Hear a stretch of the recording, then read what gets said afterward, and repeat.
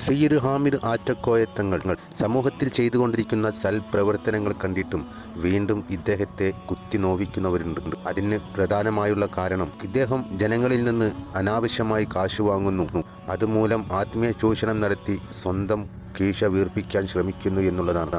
പക്ഷേ ഈ വാദങ്ങൾ ഉന്നയിക്കുന്നവർക്ക് ഇതുവരേക്കും ഇത് തെളിയിക്കാനായിട്ടില്ല.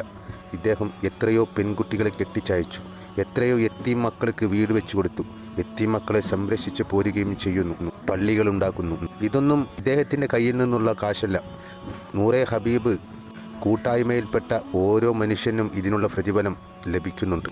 ഇതെല്ലാം വലിയ പുണ്യകരമായി തങ്ങൾക്ക് ലഭിക്കുമെന്നുള്ള വിശ്വാസത്തോടു കൂടി തന്നെയാണ് ഇവർ തങ്ങളുടെ നേതൃത്വത്തോടെ ഇത്തരം സൽപ്രവർത്തനങ്ങളിലേക്ക് സംഭാവന നൽകുന്നത്. ഇദ്ദേഹം തങ്ങളല്ല എന്നായിരുന്നു ഒട്ടനേകം ജനങ്ങളുടെ വാദം.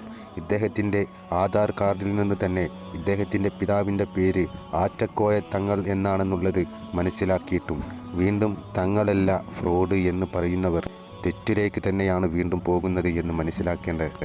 സ്വന്തം പേരിൽ സ്വത്തുവകകൾ വാങ്ങിക്കൂട്ടി ആർഭാട ജീവിതം നയിക്കുന്നു എന്നുള്ളത് മനസ്സിലാക്കി ജനങ്ങളോട് തങ്ങൾ ചെയ്തുകൊണ്ടിരിക്കുന്ന പ്രവർത്തനം തുറന്നു കാട്ടാൻ തെളിവ് സഹിതം നിങ്ങൾ മുന്നോട്ട് വരൂ എന്ന് തന്നെയാണ് തങ്ങളുടെ വാദവും. പക്ഷേ ഇത്തരം കാര്യങ്ങളൊന്നും ചെയ്യാതെ അവരതാ വീണ്ടും കുത്തുവാക്കുകൾ പറഞ്ഞുകൊണ്ടിരിക്കുന്നു.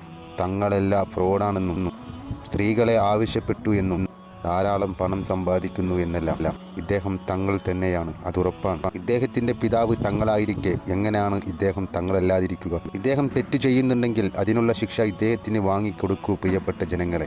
ഞാൻ നൂറെ ഹബീബ് ആറ്റക്കോയ തങ്ങളെക്കുറിച്ച് ചെയ്ത വീഡിയോക്ക് ലക്ഷങ്ങൾ വാങ്ങിയെന്നും ചിലർ അഭിപ്രായപ്പെടുന്നു.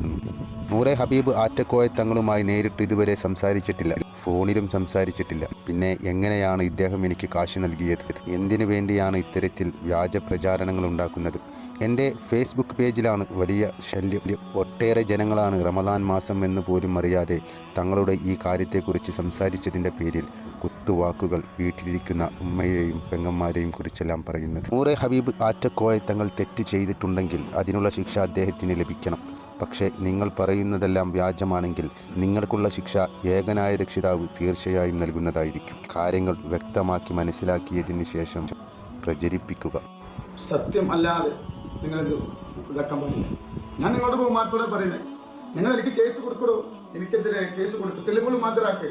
ഇല്ലാത്തത് യൂട്യൂബർമാരെ കയ്യിൽ നിന്ന് പൈസ വാങ്ങി എന്ത് ചെയ്യരുത്, പിന്നെ പൈസ വാങ്ങിയുള്ള മോശമായിട്ട് പറയരുത്.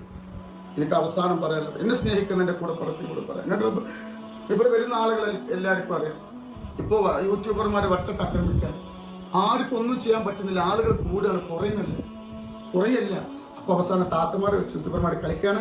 അപ്പം അതുകൊണ്ട് ഈ മറുനാടൻ ചേലെതിരെയും അതുപോലെ തന്നെ താത്താക്കെതിരെയും ഇൻഷാ അല്ലാഹ് നമ്മൾ വക്കീലിനെ കണ്ട് ഇൻഷാ അല്ലാഹ് നമ്മൾ നിയമ നടപടി സ്വീകരിക്കും. ഒരു ചാനൽ പുറത്തു വിടുമ്പോൾ തെളിവുകൾ വേണം അല്ലേ? ഇനി ഈ സംഭവം വേറെ ചാനലിൽ ഇട്ടാൽ ആ ചാനലിനെതിരെ നമ്മൾ എന്ത് ചെയ്യും? നിയമ നടപടി സ്വീകരിക്കും. ഞാൻ മാത്രമല്ല, എൻ്റെ മക്കളും പെണ്ണുങ്ങളും ഒക്കെ ഇറങ്ങാണ്. കാരണം അവർക്ക് ജീവിക്കണ്ടേ.